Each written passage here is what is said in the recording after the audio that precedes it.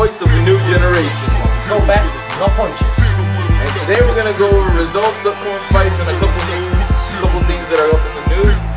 First thing we're gonna talk about is the return of Tyrone Morrison versus Corey Williams, where Morrison gets a KO in the first round.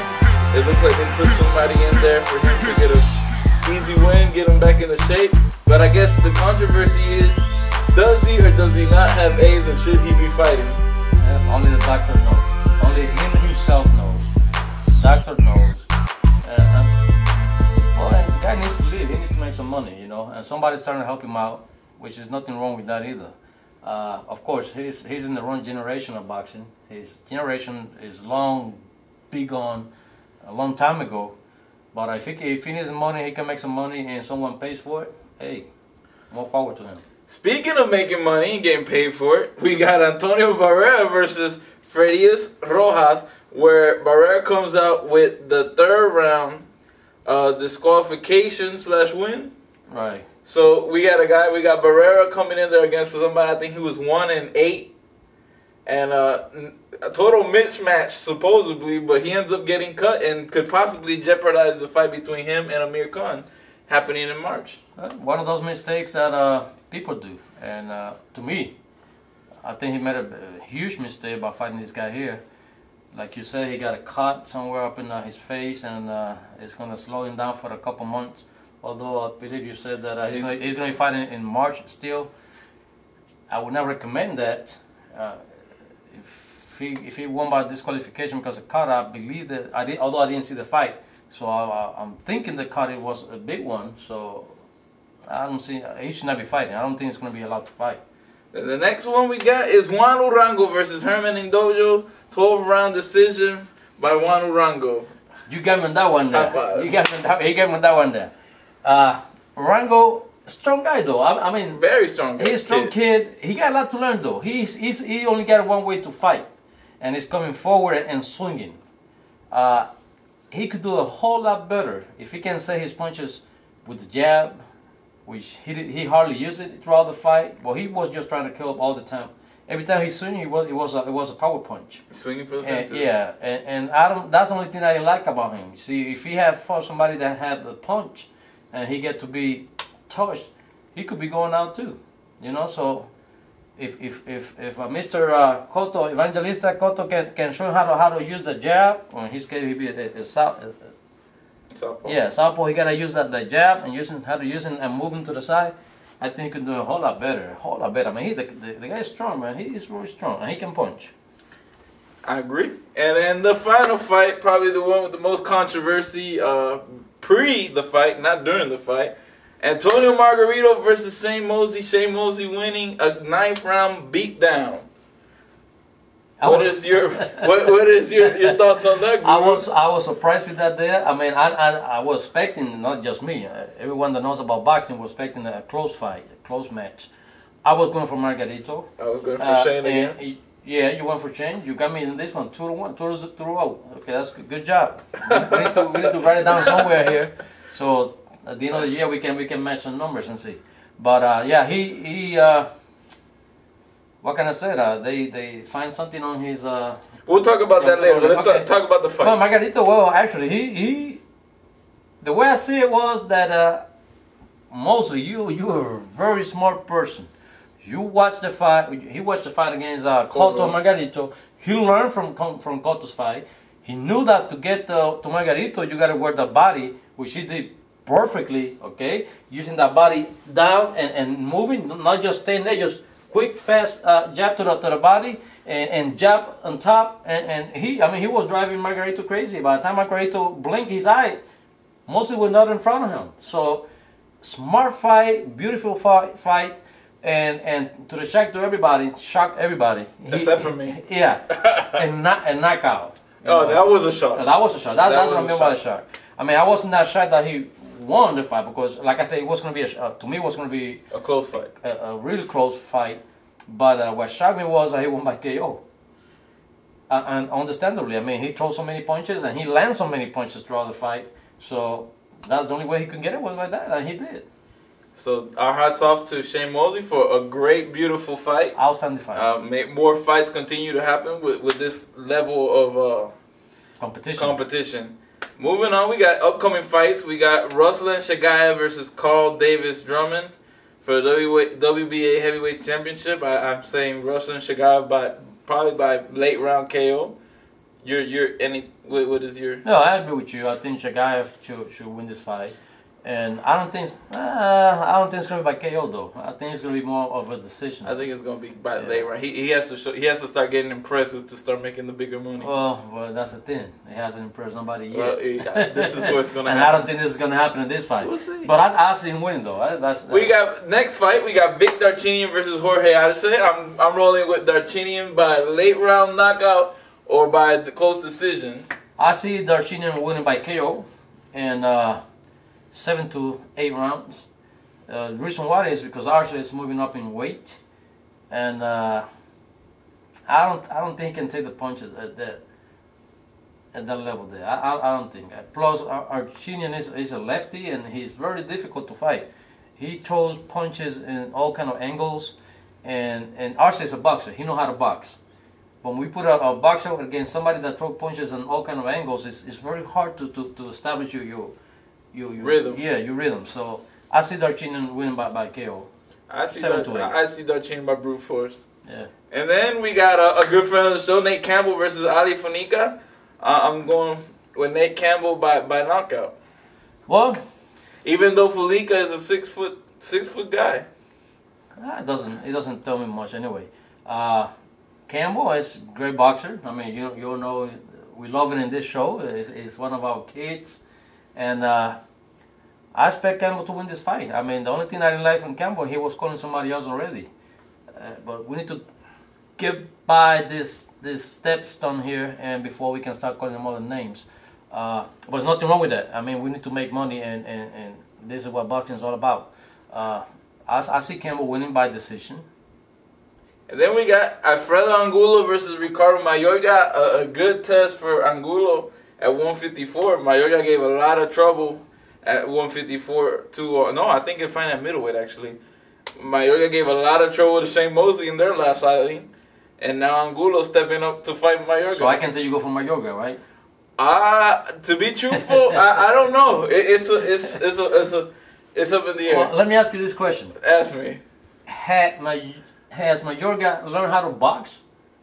He learned how to do something. He was doing I know he can throw punches, but can he box? He gave a good fight to Shane Mosley.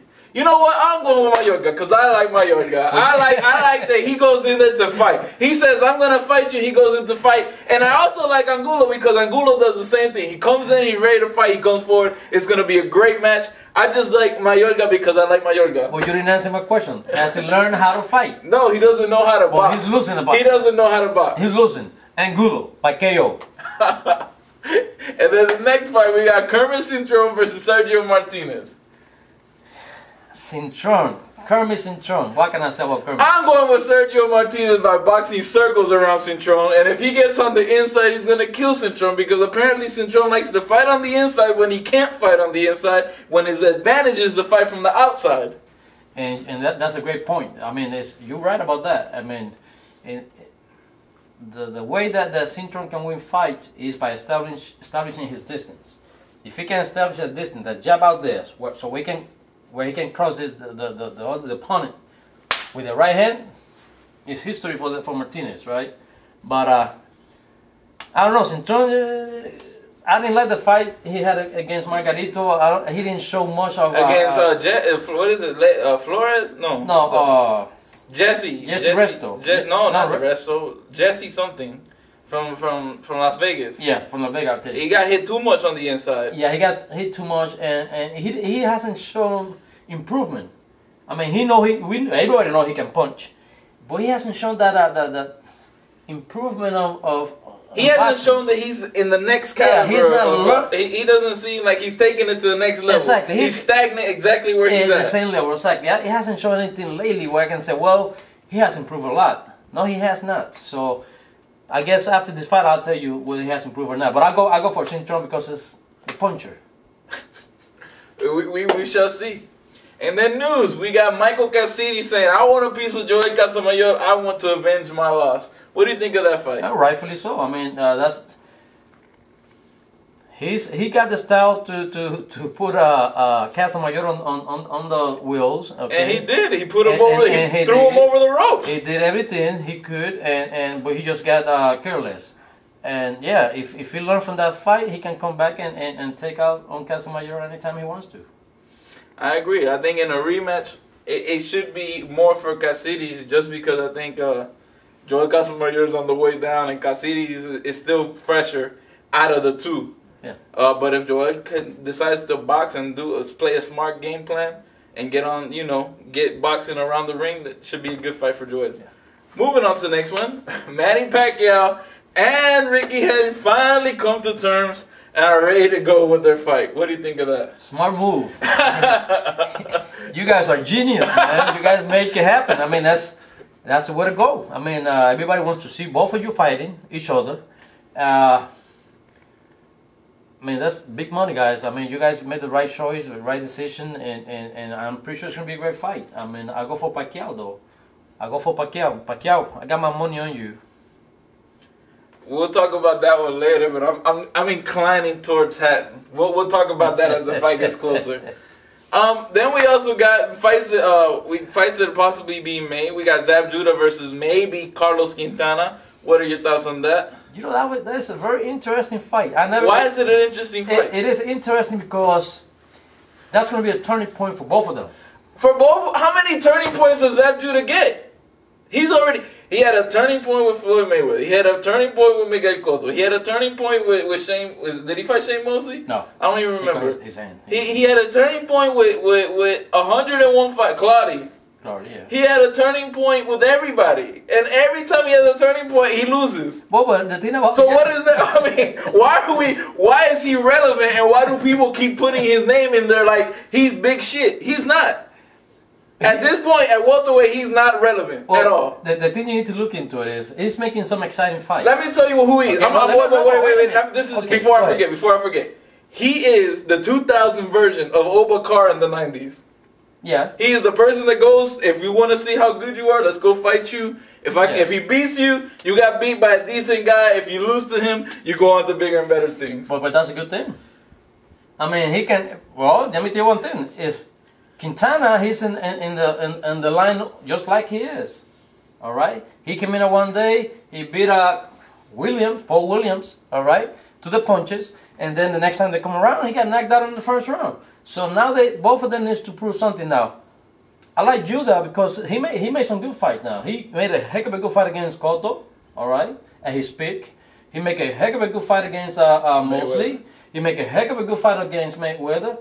He's the only thing that is killing him is the stamina. He don't have the last. What you say? He doesn't have a fuel tank reserve. He don't have that last spark plug in his tank, in his engine. And that's the only thing that's been killing him. I mean, but early rounds, I mean, he's a very dangerous boxer. Yeah, he's good for the first 5 rounds. But I'm saying, why does he keep giving? So why are they bringing him like he is the only person to make a fight with? Because there's nobody else out there with a name. At 140, at 147? 147. I mean, 140. No, I think there's 147. It's got to be 147. They're not going to. Carlos Quintana, I don't think can make 140. There's nobody else in 147 that doesn't have a title that has a name. Let's put it that way. Okay. Everyone that has a name has a title, more like. Okay. Cotto don't have one, but he's gonna get one, very soon, in 2 weeks. Okay. And then who else we got? We got Mosley. Berto is calling everybody too. Berto, you need to watch out, guy.